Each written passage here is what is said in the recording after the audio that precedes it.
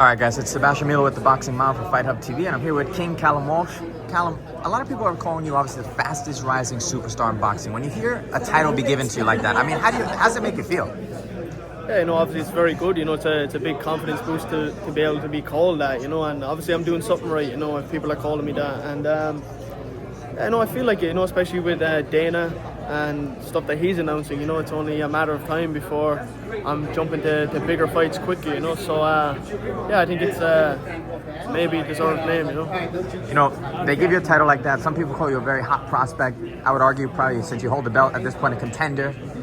When do you think we can expect, a title run? Obviously, you have a dangerous opposition Sunday night, but what does 2025 look like for you in terms of activity? I think if I make this fight look easy, if I get out of there clean and I make the fight look easy, I think that's when I will really change from prospect to contender. That will prove that I'm on a different level than I am already. So I think after this fight, if all goes well, I'll be considered a contender, and who knows, only a matter of time before I get the title shot. I'm ranked number 6 right now, so keep winning fights, keep getting knockouts, and they'll have no choice but to keep pushing me up the rankings, and who knows. 100%. And you mentioned Dana White. Obviously, I have to ask, what do you make of his involvement in boxing now? A little bit more immersive with TKO and obviously what he's doing with Tom and the Saudis.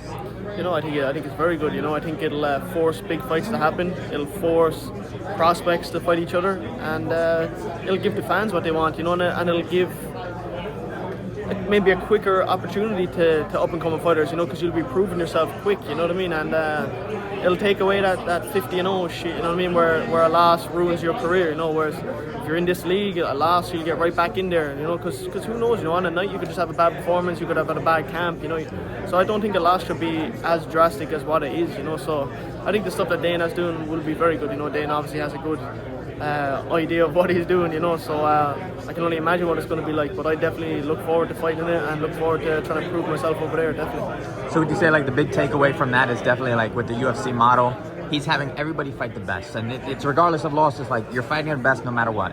Yeah, I think so. That's how you're going to get the best quality fights. It's where you're not going to have people complaining about a loss, where you'll still be able to build a fan base where you could have 3 or 4 or 5 losses, you know what I mean? Not like boxing how it is now, where you take 2 losses and everyone writes you off, you know what I mean? So I think what Dana's doing is very good, and I look forward to it. And your final message to all your fans Sunday night, March 16th? Yeah, I just want to thank everybody for the support, like always, and don't miss it, March 16th. If you can't show up, tune in UFC Fight Pass. Thank you.